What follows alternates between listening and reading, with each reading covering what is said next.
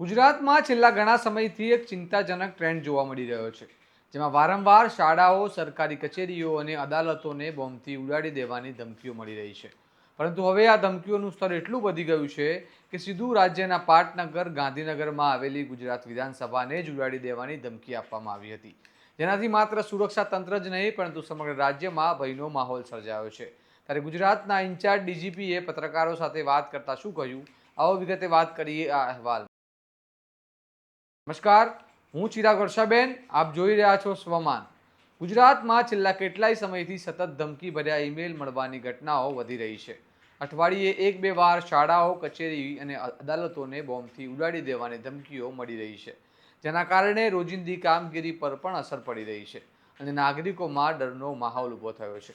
આજે આ જ શ્રેણીમાં એક ગંભીર ઘટના સામે આવી, જ્યાં ગુજરાત વિધાનસભાને બોમ્બથી ઉડાડી દેવાની ધમકીનો ઈમેલ દ્વારા આપવામાં આવી હતી. આ ધમકી મળતા જ ગાંધીનગરમાં તાત્કાલિક સુરક્ષા એજન્સીઓ સક્રિય થઈ ગઈ હતી.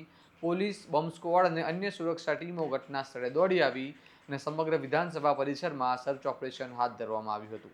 આ દરમિયાન નેતાઓ અને ધારાસભ્યોમાં પણ ચિંતા જોવા મળી હતી, કારણ કે વિધાનસભા જેવા હાઈ સિક્યુરિટી ઝોનને ટાર્ગેટ બનાવવામાં આવ્યો હતો.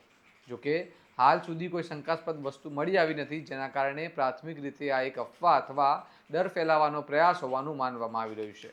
પરંતુ સવાલ એ છે કે આવી ઘટનાઓ વારંવાર કેમ બની રહી છે? શું આ માત્ર મજાક છે કે પછી કોઈ મોટી સાયબર સિક્યુરિટી ખામીનો સંકેત છે? આ મામલે રાજ્યના કાર્યકારી પોલીસ વડા KLN રાવે સ્પષ્ટતા કરતા જણાવ્યું કે પોલીસ આ તમામ કેસોને ગંભીરતાથી તપાસ કરી રહી છે અને તેમણે કહ્યું કે અગાઉ 1 માર્ચના રોજ પશ્ચિમ બંગાળમાંથી એક વ્યક્તિને આવા જ ધમકીભર્યા ઈમેલ મામલે ઝડપી પાડવામાં આવ્યો હતો અને હજુ પણ તેની તપાસ ચાલુ છે. પોલીસ વડાના જણાવ્યા અનુસાર આ કેસોમાં સૌથી મોટો પડકાર એ છે કે આરોપીઓ અલગ અલગ ઈમેલ એડ્રેસ અને ટેકનિકલ માધ્યમોના ઉપયોગ કરે છે, જેના કારણે તેમને ટ્રેસ કરવા મુશ્કેલી પડે છે. તેમ છતાં રાજ્યના પોલીસ દ્વારા કેન્દ્રની એજન્સીઓની મદદ લેવામાં આવી રહી છે અને ટેકનિકલ ટીમો દ્વારા ઈમેલના સોર્સ સુધી પહોંચવાનો પ્રયાસ કરવામાં આવી રહ્યો છે. જુઓ આ મામલે ઇન્ચાર્જ ડીજીપી શું કહી રહ્યા છે.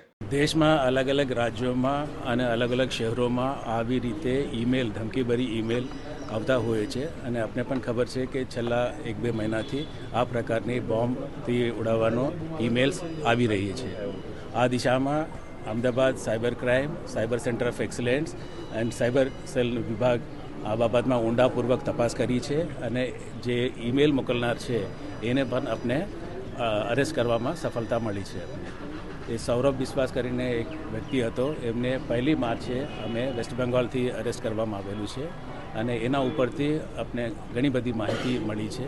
જે રીતે ઈમેલ એકાઉન્ટ્સ એ ભાડે પર લેતો હતો અને ધમકીભરી ઈમેલ્સ જુદા જુદા રાજ્યોમાં અને જુદા જુદા શહેરોમાં મોકલતા હતા. એ જ પ્રકારની આજે રોજ ગુજરાતમાં વિધાનસભા બાબતમાં અને બાકીના જે સ્કૂલો બાબતમાં પણ એ ધમકીભરી ઈમેલ મળવામાં આવેલી છે.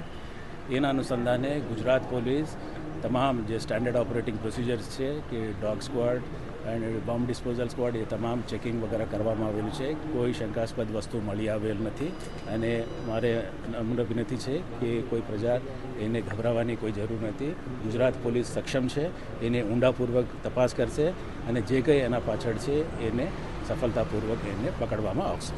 ગુજરાત પોલીસ પાસે સાયબરનું આટલું મોટું યુનિટ છે અને દર અઠવાડિયામાં એક વખતે આ પ્રકારના થ્રેટ મેલ આવે છે, તો બગમેલ રોકી કેમ નથી શકાતા? ક્યાં તકલીફ પડી રહી છે? એમાં એ ઇન્વેસ્ટિગેશનનો ભાગરૂપ છે અને અમે જે VPN કરીને જે છે એ ત્યાં સુધી અમે પહોંચીએ છીએ, પણ અમુક લિમિટેશન્સના કારણે અમે જે ઊંડાપૂર્વક આપણે પહોંચી નથી શકતા, પણ અમે કેન્દ્રીય એજન્સી સાથે સંકલનમાં છે અને ટૂંક સમયમાં એ પણ આપણે સફળતા મળશે. મેલની અંદર ખાલિસ્તાનનો પણ જે ઉલ્લેખ કરવામાં આવ્યો છે, અન્ય શાળાઓ અને જગ્યાનું પણ નામ લખવામાં આવ્યું છે. સ્વાભાવિક છે કે જે રીતે પ્રજાને જે ગભરાવાની કોશિશ કરી રહ્યા છે એ બાબતમાં એ લોકો જુદા જુદા નામ વાપરતા હોય છે. અમુક સમયે બીજા સંસ્થા સાથે, બીજા વખતે બીજા સંસ્થા સાથે, એ રીતે એ લોકો એને નામથી મોકલતા હોય છે.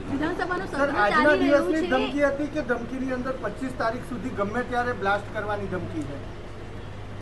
જે રીતે મેં અગાઉ કીધું છે કે એ અલગ અલગ મોડસ ઓપરન્ડી વાપરતા હોય છે. ક્યારે એક ચોક્કસ ટાઈમ આપે છે અથવા કોઈ લાંબા સમયનો અંતરાલ પણ આ મેલની અંદર શું છે? આ જે મેલ આજે વિધાનસભાને મળ્યો એની અંદર શું છે? એ બાબતમાં અમે ગુના દાખલ કરશું ગાંધીનગર પોલીસ સ્ટેશનમાં અને એના ઉપર તપાસ થશે, એના ઉપર કાર્યવાહી થશે. વિધાનસભાનું સત્ર ચાલી રહ્યું છે, મુખ્યમંત્રીથી માંડીને તમામ ધારાસભ્યો અહીંયા છે, ત્યારે જ્યારે મેલ મળ્યો છે ત્યારે સિક્યુરિટીને લઈને શું ફેરફાર કરવામાં આવશે? સિક્યુરિટી પહેલેથી જ આપણે વિધાનસભા સંકુલની જે સ્ટાન્ડર્ડ ઓપરેટિંગ પ્રોસિજર છે અને એ પ્રમાણે જ આપણા માણસો તૈનાત હતા, એને પણ અમે રિવ્યૂ કર્યું છે અત્યારે અને આવતા દિવસોમાં કે એને સુધારા વધારા કરવાની જરૂર પડે તો અમે એ પણ આઈપીએલનું ફર્સ્ટ શેડ્યુલ પણ ડિક્લેર થઈ ગયું છે. એમાં શું તપાસ થઈ છે? અગાઉના મેલ મળેલા ધમકીઓ મળી સ્કૂલોમાં મળી તમને? મેં કીધું છે એક માણસને અમે પકડ્યું છે, અરેસ્ટ કર્યું છે. હાલની તબક્કામાં પણ એ ટ્રાન્ઝિટ વોરંટ ઉપર છે અને બીજા રાજ્યોએ એમને લઈ ગયા છે, એમને અરેસ્ટ કરવાની બાકી છે. આ ઘટનાઓને જોતા હવે નાગરિકોમાં ચિંતા વધવી સ્વાભાવિક છે, કારણ કે જ્યારે વિધાનસભા જેવી સૌથી સુરક્ષિત જગ્યા પર પણ આવી ધમકી ભર્યો મેલ આવે અને તે પણ બચી શકતું નથી, ત્યારે સામાન્ય જાહેર સ્થળોની સુરક્ષા અંગે સવાલ ઊભા થાય છે. તો આ માત્ર ડર ફેલાવવાનો પ્રયાસ છે કે પછી તેની પાછળ કોઈ મોટું ગૂઢ તત્વ કાર્યરત છે? હવે જોવાનું રહ્યું કે પોલીસ આ મામલામાં કેટલી ઝડપથી અને અસરકારક રીતે આરોપીઓને પકડી શકે છે અને શું આવી ઘટનાઓ પર પૂર્ણ વિરામ લાગી શકે છે કે નહીં. મુદ્દે તમારું શું મંતવ્ય છે અમને કમેન્ટ કરીને જણાવો અને આવા જ વિશ્લેષણાત્મક અહેવાલ માટે સ્વમાનની ચેનલને લાઇક, શેર અને સબસ્ક્રાઇબ કરવાનું ભૂલતા નહીં. નમસ્કાર.